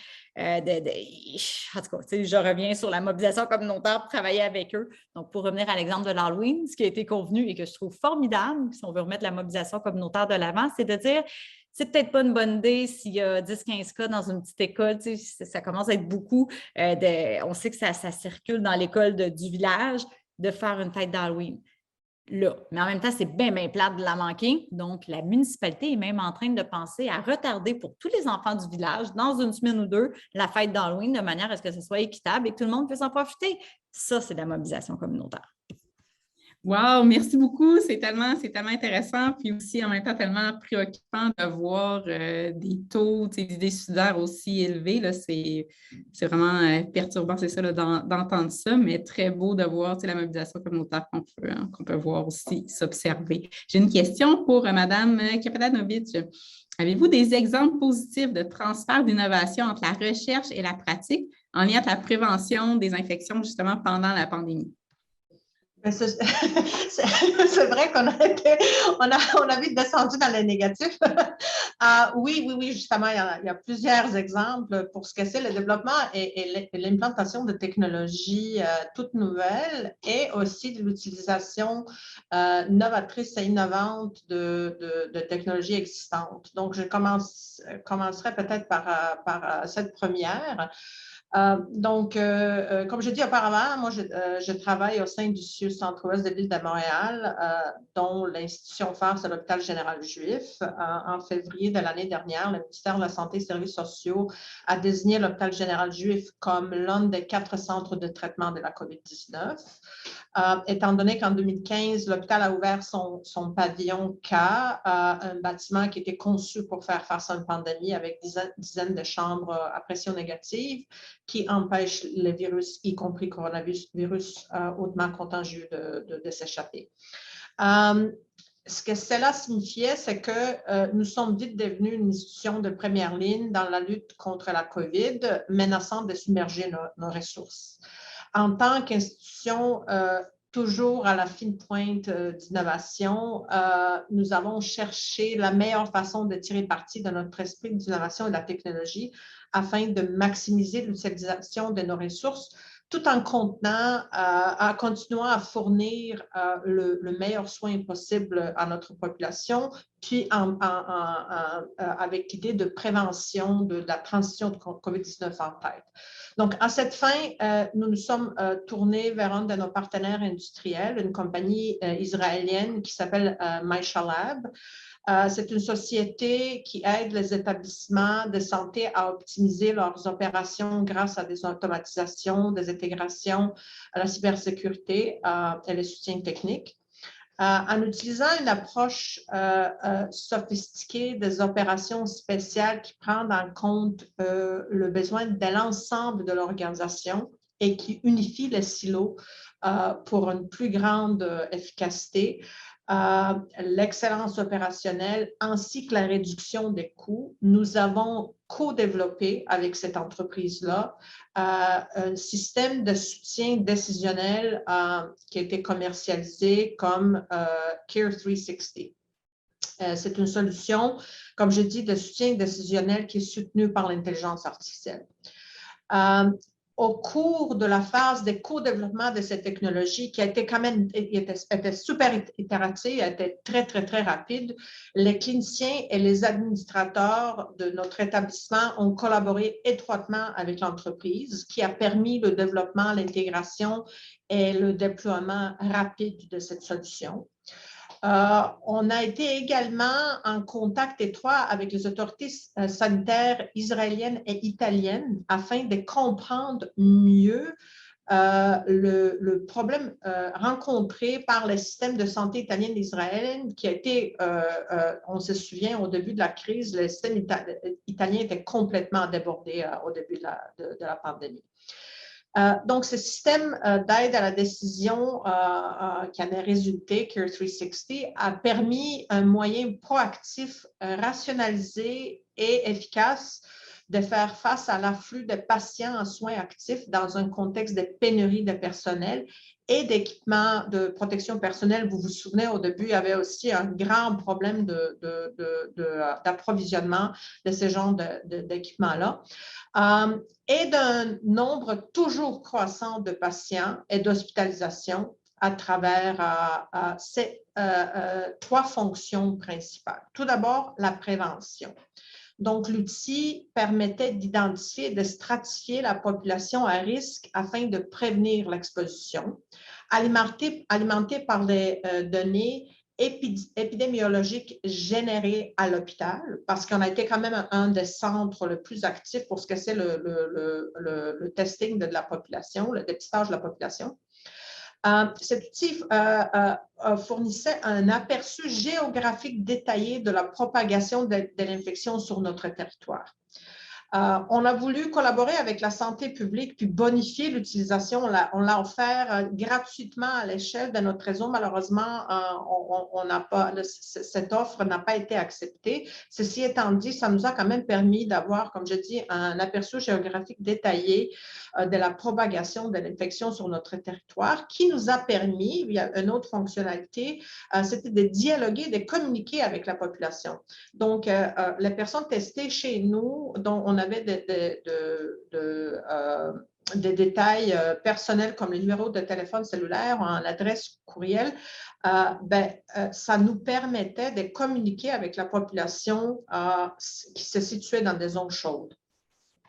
Deuxième aspect de la Care 360, c'était le surveil de l'état de la situation. Donc, on est malheureusement toujours dans un système qui n'est pas complètement numérisé, donc il n'y a pas un dossier électronique général, ce qui permet l'accès, en fait, ce qui empêche l'accès facile aux données de patients.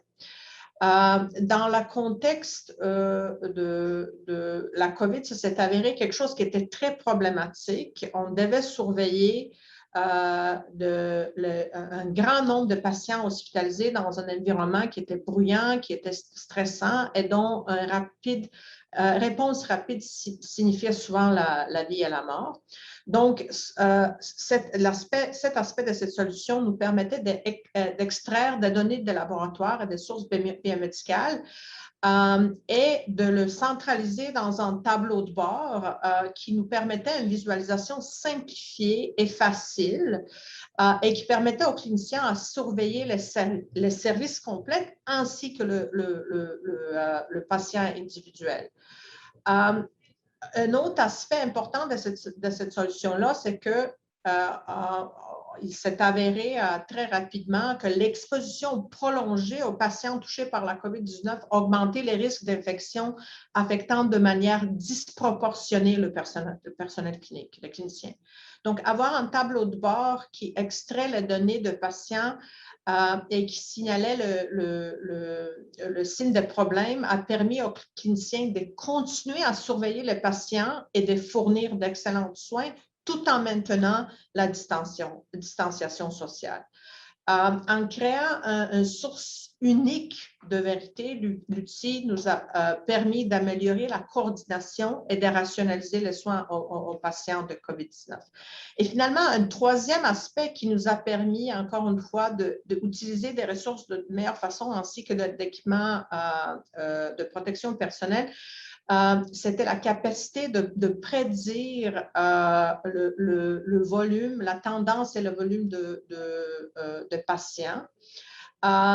Donc, l'outil, en utilisant la modélisation épidémiologique, nous permettait de savoir une semaine en avance qu'est-ce que sera le volume de patients qu'on allait voir dans nos urgences, le nombre de patients qui allaient graduer vers l'hospitalisation, puis une fois hospitalisés, le nombre de patients qui allaient graduer vers le ventilateur. Donc, comme vous pouvez vous imaginer, ça nous permettait vraiment, ça appartenait comme une boule de cristal et c'était crucial à l'époque où l'équipement personnel, de protection personnelle était rare et la pénurie de personnel, une menace imminente est souvent une réalité à laquelle nous devions faire face. Donc, en conséquence, l'hôpital a traversé la crise avec brio après avoir eu jusqu'à 220 patients hospitalisés à la fois au plus fort de la crise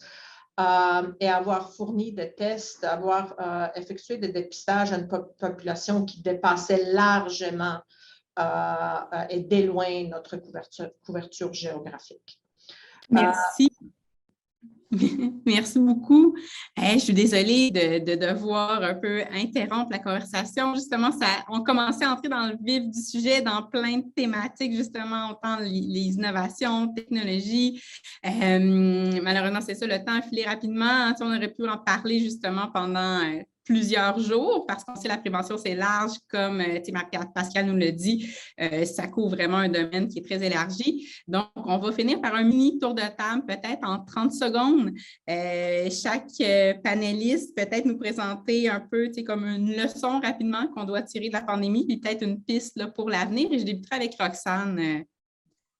Et en fait, moi, j'ai envie juste de conclure avec des mots-clés. D'abord, la prudence, la patience aussi par rapport aux résultats de recherche, l'esprit critique et l'analyse critique aussi, et le principe de précaution. C'est-à-dire qu'on le voit, quand on ne sait pas, il vaut mieux appliquer le plus de précautions possible pour éviter de se retrouver dans des situations dramatiques. Et je vais juste finir avec une phrase de Harry Frankfurt, qui est un philosophe américain, qui a écrit un essai sur la bullshit, là, qu'on pourrait traduire par la connerie en français, et qui dit que, en fait, un extrait, c'est la connerie est un plus grand ennemi de la vérité que le mensonge. Et je vous laisse réfléchir à ça, et je vous encourage à aller lire son essai qui est super intéressant. Wow, merci beaucoup. Mélissa? Ben, j'aime bien l'idée de mots-clés pour être concise, donc je vais t'imiter Roxane, mais je pense que vraiment l'engagement communautaire, l'équilibre dans les différents types de risques plutôt que de tomber dans le piège, de juste mettre l'accent sur le risque COVID ou biologique, le ensemble, je sais que c'est cliché, mais on dirait qu'on le dit et on ne le fait pas. Donc, ensemble, ça inclut les experts, les chercheurs, les décideurs et les citoyens, la communauté. Et surtout, je pense la patience, oui, mais la patience sur le long terme, ne soyons pas pressés de sortir de la crise. On va avoir probablement un genre de hangover de tout ça quand ça va être terminé. Ça s'approche, en tout cas, avec l'état d'urgence sanitaire levé, je pense que ça va changer bien des choses, mais ce n'est pas parce que l'état d'urgence ou la vague va être terminée ou que tout le monde va être vacciné ou presque, entre guillemets, que la crise et ses effets collatéraux vont être terminés. Donc, continuons à travailler ensemble et avec les communautés. Merci beaucoup. Marie-Pascale? Écoutez, moi, je pense que mes mots qui me viennent à l'esprit, c'est quand même la nécessité d'avoir un système agile, là, qu'on soit capable vraiment de pouvoir répondre rapidement à des situations qui sont constamment en train de changer aussi. Ça, je pense que c'est une grande nécessité, une grande leçon de ce que l'on a appris entre la première, la deuxième, la troisième, etc. vague. Là, on a toujours eu besoin d'être très en prise directe avec ce qui se passait sur le terrain pour être capable de vraiment bien répondre aux réels besoins. La deuxième chose, bien, c'est sûr, c'est la proximité. Là, j'ai parlé de proximité de santé publique, mais je pense que c'est vraiment essentiel que nos gouvernements arrivent avec vraiment des grands objectifs sur lesquels on peut vraiment s'appuyer, mais en même temps, il faut laisser au niveau local la capacité de trouver des manières d'y répondre et de justement bénéficier de toutes ces capacités créatrices pour trouver des solutions qui doivent ensuite être réinjectées dans le système. Donc ça, c'est aussi important qu'on trouve des mécanismes pour faire en sorte qu'il y ait des lieux pour échanger ensemble sur nos pratiques et autres, et qu'on ne soit pas seulement avec des systèmes qui descendent, mais il faut aussi qu'il y ait des systèmes qui remontent. Là. Donc ça, c'est, à mon avis, super important. Et l'importance donc des réseaux informels pour faire ce genre de choses, que le gouvernement ne peut pas toujours tout faire, et puis qu'il faut qu'il laisse beaucoup de réseaux informels travailler ensemble. Et puis, savoir qu'on est dans un environnement où on est constamment en système d'apprentissage, et que c'est un apprentissage collectif, et qu'il ne faut surtout pas se priver de l'expertise qui est aussi développée par la population, que c'est aussi une donnée importante. On parle beaucoup de la reconnaissance des savoirs expérientiels des patients et autres, mais qu'il y a aussi un savoir expérientiel de la population, de la connaissance de son environnement, etc. Et c'est absolument essentiel de bâtir aussi notre système de prévention sur ces connaissances qui sont très, très prégnantes et qu'on ne va pas forcément toujours mobiliser dans le cadre de crises comme celle-là. Merci beaucoup. Et Dalina? Restons avec les mots-clés. Donc, je dirais l'importance de collaboration interdisciplinaire, interinstitutionnelle. Et j'ajouterais de point de vue très personnel, parce que cette crise, elle m'a touchée personnellement. J'ai perdu mon père dû à la COVID. J'ai presque perdu ma mère, qui n'habite pas au Québec, qui habite en Europe. L'importance des collaborations internationales. On ne peut pas résoudre un problème global en agissant localement. Donc, un point important à retenir à travers ça, c'est l'importance de ce partage, que ce soit de partage de données, que ce soit de partage des ressources, l'importance de cet aspect de collaboration internationale. Wow, merci beaucoup. Merci à tous, merci à toutes pour votre participation, votre présence. C'était vraiment super riche. On aurait pu, je crois, parler encore beaucoup plus longtemps, mais ça a permis de poser la table et discuter des enjeux relatifs à la pandémie et de prévention. Donc, je vous rappelle que l'atelier va être disponible en différé pour les personnes qui sont intéressées. Et puis, voilà, donc je vous souhaite une bonne fin de journée. Merci. Merci à tout le monde. Au revoir.